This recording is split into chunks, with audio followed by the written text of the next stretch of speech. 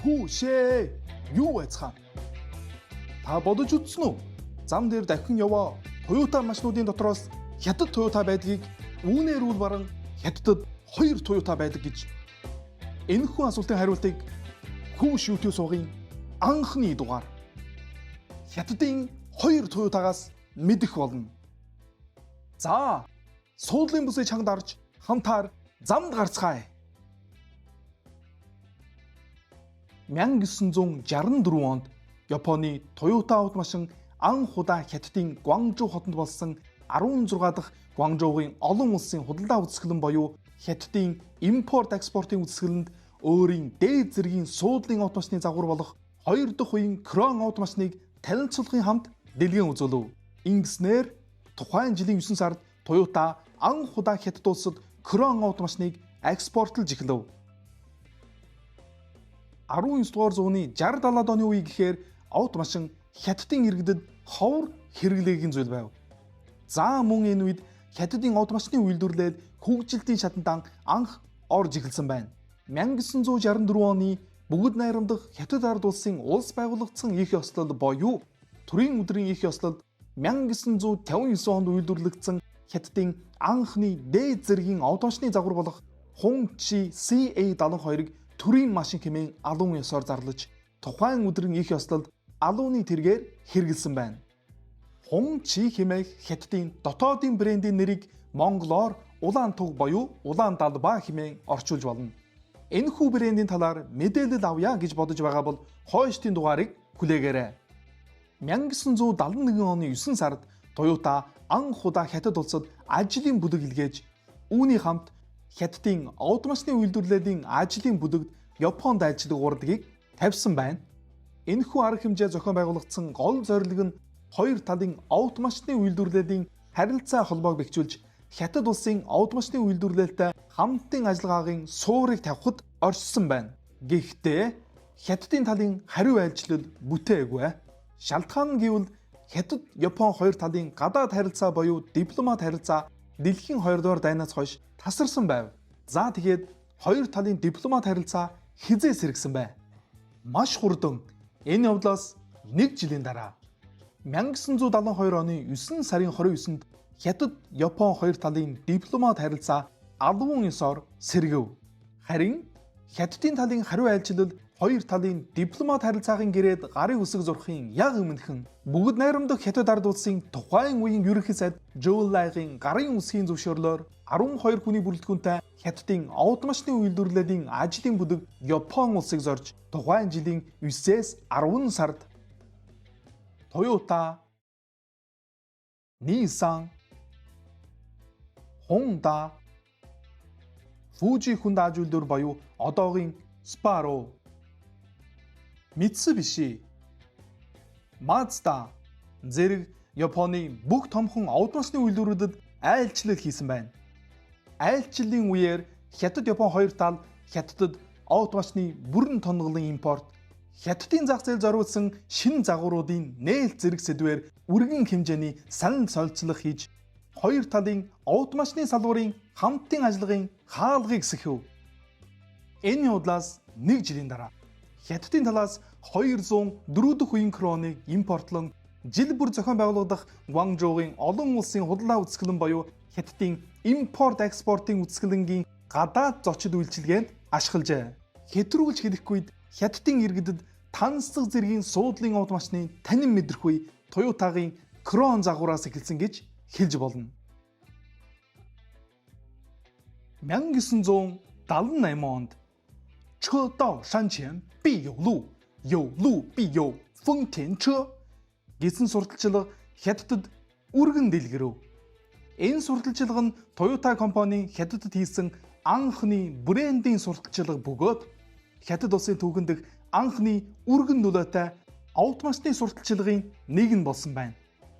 Үүнээс хойш 10 гаруй жилийн турш энэхүү сурталчилга нь Хятадын хэрэглэгчдийн оюун тархинд тодорхой хадгалагдаж чадсанаар үл баран автомашин гэхээр Toyota-г шууд холбон бодуулдаг болов. Энэхүү сурталчилгыг монголоор орчуулбал Toyota машины замын хүзүүртэй хүрээ. Хятад улсын өнгөрсөн хагас зууны түүхийг ойлгодог үзэгчид байгаа бол 1978 оныг андахгүй байх. 1978 онд Хятад улс өөрчлөлт хийж чөлөөтэй явуулах буюу шинжил нээлтийн бодлого тогтоодож дотооддоо шинжилж гадаадтай чөлөөтэй явуулсан төлөвлөгөөт эдийн засгаас зах зээлийн эдийн засгад шилжин оров. За тэгээд тухайн үеийн нөхцөл байдлаас шалтгаалгадан 1980-ад оны дунд үед Хятад улс авто машины үйлдвэрлэлийг хөгжүүлэх зорилгоор хамтран ажилласан хамтын хөрөнгө оруулалттай үйлдвэр буюу компанийг байгуулах санал болгох гээд анх Toyota компанид хандж байв. Тухайн үед Японы авто машины үйлдвэрлэл эд цэцгэлэн хөгжиж Toyota компани Хоёрд Америкийн зах зээлд бүх хүчээр дайчлан ажиллаж байсан учраас Хятадын зах зээлд авто машин экспортлох болон засвар үйлчилгээний хүрээ авчнаас илүү анхаарал тавьсангүй байв.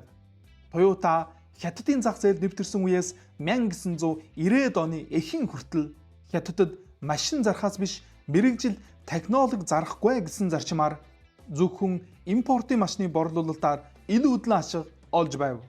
Энэхүү арга хэмжээ нь тухайн үед маш их амжилттай байсан. Иймийн учир Toyota Хятадын зах зээлд импортын машины борлуулалтын сүлжээг үргэлжлэн бэхжүүлэх замаа баримтлав. Хятадын тал Toyotaтай хамтран Хятадд үйлдвэр байгуулах зам хаагдсанаас хамтран ажилласан үйлдвэрийн эрэл Европ болон Америкийн авто машины үйлдвэрүүдийг хайж эхлэв. 1983 онд Бээжин авто машины үйлдвэр буюу одоогийн Bike Group Америкийн авто машины компани AMC-тэй хамтран байгуулсан Beijing Jeep компани нь Хятадын түүхэн дэх анхны хамтран ажилласан хамтын хөрөнгө оруулалттай авто машины бүрэн тонголын үйлдвэр болсон байна. Jeep-ийн Cherokee загварын суурин дээр үйлдвэрлэгдсэн BJ Jeep 2500 нь Beijing Jeep компанийн төлөөлөх бүтээгдэхүүн юм. 1985 онд Хятадын Шанхай хотноо Германы Volkswagen Group Хятадын Шанхай авто машины групп буюу SAIC групптэй хамтран ажилласан хамтын хөрөнгө оруулалттай үйлдвэр болох SAIC Volkswagen-ыг үүсгэн байгуулав. Сантана загвар нь SAIC Volkswagen-ы Хятадд үйлдвэрлэгдсэн анхны бүрэн тонголын авто машины загвар болно. 1991 онд Хятадын Гэрэн мужийн Чангчун хотноо Германы Volkswagen Group Хятадын 1-р авто машины хязгаардмал хариуцлагатай компани буюу FAW-тай хамтран ажилласан хамтын хөрөнгө оруулалттай FAW Volkswagen-ыг үүсгэн байгуулав. FAW Volkswagen-ы Хятадд үйлдвэрлэсэн анхны бүрэн тонголын авто машины загвар нь Jetta загвар болно. За ингээд Хятадд үйлдвэрлэгдсэн гадаад брендийн авто машины тоог хэмжээ жил ирэг тусам нэмэгдэж Хятадын засахын газрын эдийн засахын макро удирдлагын бодлогоос импортын машины тоог хэмжээ жил ирэг тусам багасж Хятадын зах зээлд зөвхөн импортын машин зардаг Toyota үргэн нөлөөлөгдөв. Энэ үеийн хүртэл Toyota Хятадд хамтран ажилласан хамтын хөрөнгө оруулалттай авто машины үйлдвэр буюу компанийг байгуулсангүй боловч Toyota-гийн Хятадын зах зээлд хөрөнгө оруулалт нэмэгдсээр байв. Засвар үйлчилгээний талаар 1980 онд Бээжинд Toyota-гийн анхны засвар үйлчилгээний төв таас байгуулагдсан нь гадаадын авто машины группийн Хятадд үүсгэн байгуулсан анхны борлуулалтын дараах засвар үйлчилгээний төв болсон байна. За үүнээс хойш 1958 онд Toyota Бээжин, Гуанчжоу хоёр хотод засвар үйлчилгээний сургаалтын төвүүдийг нээснээр Хятадд засвар үйлчилгээний мэргэжилтнүүдийг хүмүүжүүлж эхлэв. 1994-өөс 1996 оны хооронд Toyota Хятадын Тэнжин хотын бүс нутгийг төвлөрүүлэн авто машины үйлдвэрлэлд чухал нөлөөтэй цахилгаан төгөөгч, тормос, клатч, хурдын хайрцаг, хөдөлгүүр гэх мэтийн 19 төрлийн тоног сэлвэх хэрэгслийг хамарсан хамтран ажилласан хамтын хөрөнгө оруулалттай тоног сэлвэх хэрэгслийн үйлдвэрүүдийг үүсгэн байгуулав. Иймэрхүү цоврал бэлтгэл ажлуудын дараа 1998 оны 11 сард Сычуан аялын авто машины үйлдвэртэй хамтран ажилласан хамтын хөрөнгө оруулалттай компани болох Сычуан Toyota авто машины хязгаардмал хариуцлагатай компанийг байгуулав. За ингэснээр Сычуан Toyota авто машины хязгаардмал хариуцлагатай компани нь Toyota-гийн Хятад дэх Анхны хамтран ажилласан хамтын хөрөнгө оруулалттай автомашины бүрэн тонголоор үйлдвэрлэх компани болсон байна. 2000 оны 7 сарын 12-нд Toyota болон Tenjin автомашины группийн харьяа Tenjin Shali хувьцаат компанитай хамтарч хамтран ажилласан хамтын хөрөнгө оруулалттай компани болох Tenjin Toyota автомашины хязгаардмал хариуцлагатай компанийг байгуулав. За тэгээд өрсөлдөгчдөөс жаахан хочирсон боловч Toyota хятадын зах зээлд хамтран ажилласан хамтын хөрөнгө оруулалтын хэлбэрээр нэвтэрж эхлэв. Гэвч Toyota-гийн сэтгэл ханаагүй. Toyota-гийн үзэж байснаар Sichuan аялын автомашины үйлдвэр болон Tenjin автомашины групп нь хятадд автобус болон суудлын автомашин үйлдвэрлэх зөвшөөрөлтэй томхон боловч бүрэн бос үйлдвэрлэгч байсан учраас Дэлхийн Toyota-гийн байр суурь стратегтэй бүрэн нийцэхгүй байв. Ийм ч учраас Toyota-гийн дараагийн алхам нь хятадд илүү хүчтэй хамтран ажиллаж олоход оршиж байв. За тэгээд зориглбол бүтнээ цөхөрбөл гутнаа гихчээр зорьсон Toyota Дэлхийн Toyota-гийнх нь байр суурьнд нийцсэн томхон мөртөө бүрэн хэмжээний автомашины группийг хайн олжээ. 2002 оны 6 сарын 14-нд Хятадын 1-р автомашины хязгаардмал хариуцлагатай компани боёо FAW Toyota-тай хамтран ажиллаж байсан Tenjin автомашины группийн харьяа Tenjin Shali хувьцаат компани худалдан авснаас Toyota-гийн Хятад дэх хамтран ажиллагч нь Tenjin автомашины группээс Хятадын хамгийн том автомашины групп болох FAW-тай шууд холбогдсон юм. Ингэснээр 2002 оны 8 сарын 19-нд Toyota болон FAW Бээжин дэх ардын их хурлын танхимд бүх талын хамтран ажилласан гэрээд гарын үсэг зурсны дараах мэдээллийн хуралд FAW Toyota-гийн нөгөө нэг хамтран ажиллагч Sichuan аялын автомашины үйлдвэрийг худалдан авах шийдвэрийг зарласан байна. За ингээд Toyota-гийн Sichuan болон Tenjin дэх автомашины хязгаардмал хариуцлагатай компани нь FAW Toyota-гийн автомашины хязгаардмал хариуцлагатай компани болон хувиржээ. Энэхүү ухаалаг арга хэмжээний дараа Toyota-гийн хятадын зах зээл дэх хамтран ажилласан хамтын хөрөнгө оруулалттай хамтрагчин эрх нэгээр нэмэгдсэн байна. Хамтрагчин эрэлд ахин гарсан Toyota 2004 онд Guangzhou автомашины групп боёо GAC-тэй хамтран ажилласан хамтын хөрөнгө оруулалттай Guangzhou Toyota автомашины хязгаардмал хариуцлагатай компанийг үүсгэн байгуулав. За ингээд Toyota-гийн үйлдвэрүүдийн зохион байгуулалт Хятадын өмнө хойно бүсэд бүрэн бүрхэгдсэн байна. Toyota-гийн Хятадын 1-р автомашины хязгаардмал хариуцлагатай компанитай үүсгэн байгуулсан FAW Toyota-гийн үйлдвэрийн баазууд нь Tenjin хот, Гэрэн мужийн Changchun хот, Sichuan мужийн Chengdu хотод байрладаг. FAW Toyota-гийн Tenjin хотон дэх үйлдвэр нь голчлон Avalon, Crown Kluger, Corolla, Allion, Granvia гэх мэтийн автомашины загваруудыг үйлдвэрлэдэг. Гэрэн мужийн Changchun хотон дэх үйлдвэр нь голчлон Land Cruiser, RV4, Prius-ийг үйлдвэрлэдэг. Sichuan мужийн Chengdu дэх үйлдвэр нь голчлон Toyota-гийн автобусын түлээлэл болсон Coaster, Land Cruiser Prado-г үйлдвэрлэдэг. Үүний дундаас Prius-ыг онцлон тайлбарлахад Toyota-гийн Prius загвар нь 2005 оны 12 сард Хятадын зах зээлд жинхэнээр нэвтэрж эхлэн 2009 онд Хятадын зах зээл дэх борлуулалтаа зогссон байна. Шалтгаан нь гэвэл нэгт тухайн үед Prius-ийн Хятадын зах зээл дэх борлуулалтын үнэ нь 25 сая юанаас дээш байв.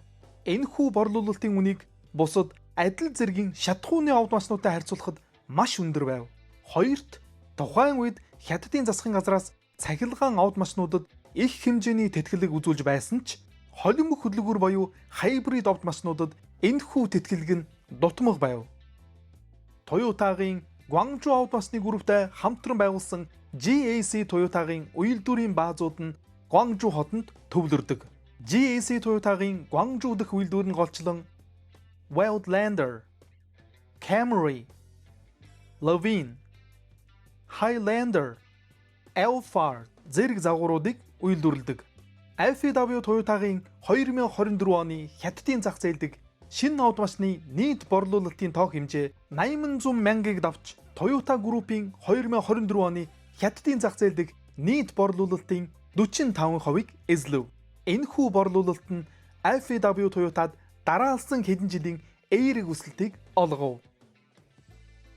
Харин GAC Toyota-гийн 2024 оны хятадын зах зээлдэг шинэ автомашины нийт борлуулалтын тоо хэмжээ 730 мянгаыг давж, Toyota Group-ийн 2024 оны хятадын зах зээлдэг нийт борлуулалтын 42%-ийг эзлэв. Энэхүү борлуулалтын тоо хэмжээ нь GAC Toyotад дараалсан хэдэн жилийн сөөрөг өсөлтийг олгов. Toyota Group-ийн 2024 оны хятадын зах зээлдэг нийт борлуулалтын үлдсэн 13%-ийг импортын Toyota зориулв. Хятадын зах зээлд Toyota-гийн импортлдог автомашинуудад Crown Sport Cross, Alphard, Wayfire, Supra гэх мэтийн загварууд багтана. 2017-2018 оноос Хятадын засгийн газрын автомашины цахилгаанжуулалт болон ухаалагжуулалтын бодлогын нүлээнээс Хятадд хамтран ажилласан хамтын хөрөнгө оруулалттай гадаад автомашины брэндүүдийн эрч суларж эхлэв. Эрч суларсан шалтгаан нь нэгт автомашины цахилгаанжуулалт болон ухаалагжуулалт руу удаан шилжсэн. Харин Хятадын дотоодын брэндүүд жишээнд BYD, Geely, Li Auto, Xiaomi гэх мэтийн брэндүүд энэхүү хувирлалтанд хурдан шилжсэн бөгөөд идэвхтэй ажиллав. Хоёрт хэрэглэгчдийн хүсэлд өөрчлөгдсөн. Хятадын залуу үеийн хэрэглэгчид ухаалаг системтэй цахилгаан автомашинуудад илүү татагдж эхлэв. Гуравт брэндүүдийн стратегийн алдаа. Бүтээгдэхүүний шинжилэлт нь удаан бөгөөд Хятадын шинжилэл судалгааны хурдыг гүйцэхгүй байв.